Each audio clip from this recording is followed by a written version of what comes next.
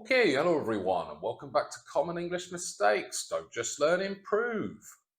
So today we're going to look at phrasal verbs with the verb work. There's one mistake which I hear all the time, so we'll look at that first. Then we'll look at one which people either get wrong or aren't very sure about, which is a bit confusing.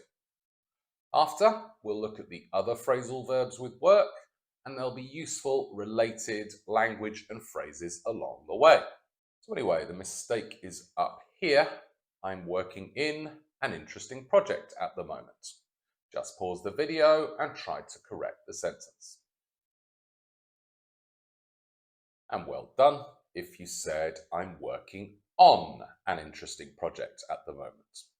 So if you talk about spending time doing a piece of work or often a project, use the phrasal verb work on. Work on a project at work. She's working on her thesis at the moment at university. My dad is always working on his car. In that context, it can also mean repair. And also we use it to mean improve or practice. For example, I have tennis training tomorrow and we're going to work on volleying. For myself, I'm learning Portuguese. I need to work on my listening, improve my listening. So that's the main mistake. And if you take anything away from this video, I would like it to be that. The next one I see is this one. He works in Microsoft. Again, just pause the video, try to correct the sentence.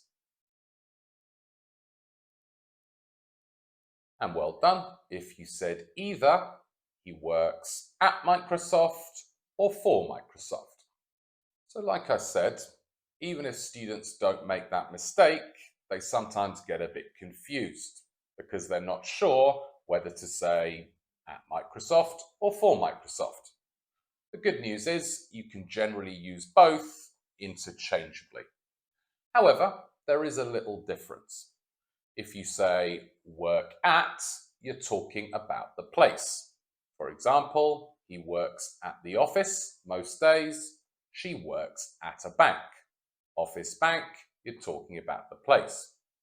You can say, I like working at home, but generally now we have this phrase, work from home.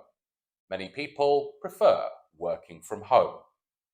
But then if you say work for, you're talking about the employer or the company. So it's a little bit more natural to say she's been working for the company for 25 years. And then you can also talk about people. He works for his dad, or you can say I work for myself, meaning you are self-employed. So then when do we use work in? Well, you would say these things. He works in IT, she works in sales, and myself, I work in education. Pause the video and see if you can think what the meaning is. And well done if you said we use work in to say which area or type of work you do. And even better if you said this is called a field. IT, education, and sales are all fields of work. We also use this to talk about different areas of academics. She's an expert in the field of biology. So let's now look at some others. I need to work out how much tax I have to pay. Work out here means to calculate. It can also mean find the solution to. My family and I like working out the solutions to Wordle. And in this context, we can also use figure out. You can also use these with people, work or figure someone out to mean understand a person. So I'm not sure if Mike is rude or just a quiet person. I can't work or figure him out. Then another meaning here, which you may know, I work out twice a week at the gym. Workout also means to exercise. Next one, just pause the video, look at these three sentences here, think about the context and what work to means. I'm good at working to tight deadlines.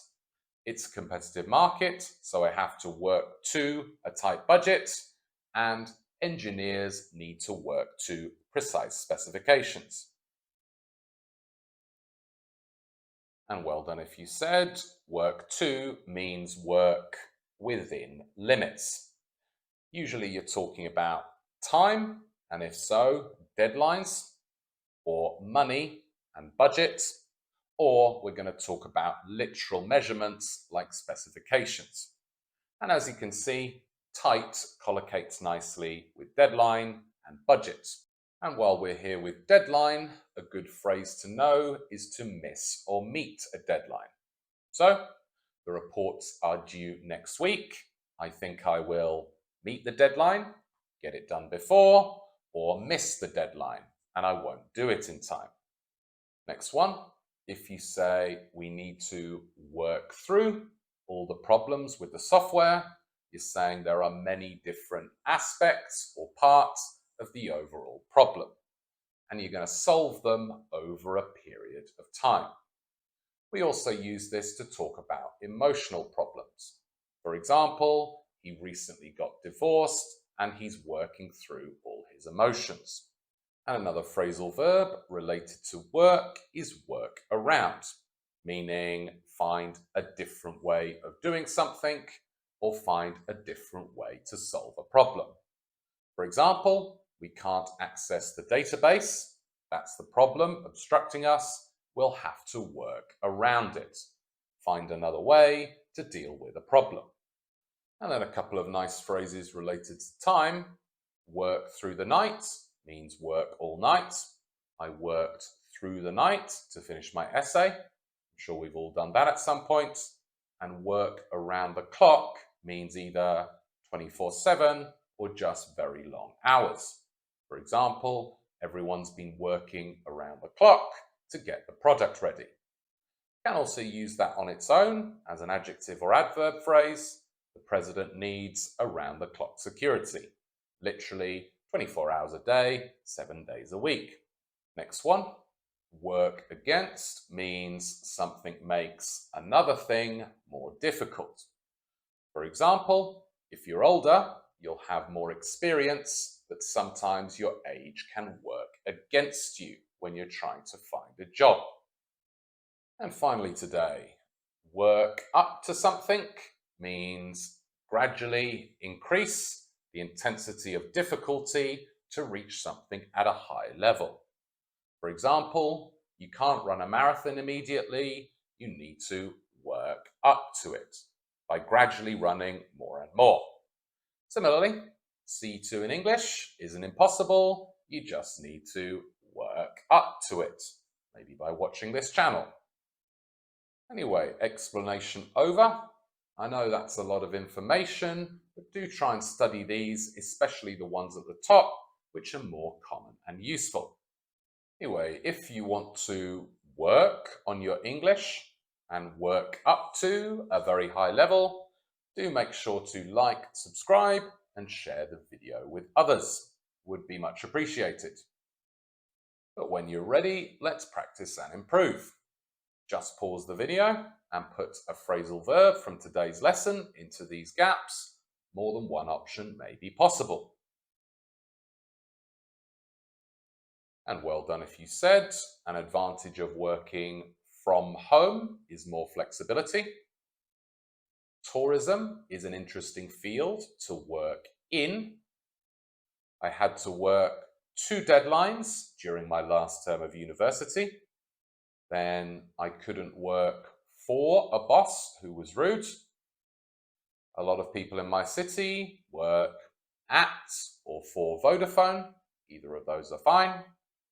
And I had to work through the night to finish my history essay. So now just pause the video and write, say, or discuss the same sentences for you. And finally, today's question. What do you need to work on in English? So do write your answers in the comments, guys. Good opportunity to practice that phrasal verb, and it will also help me give better lessons.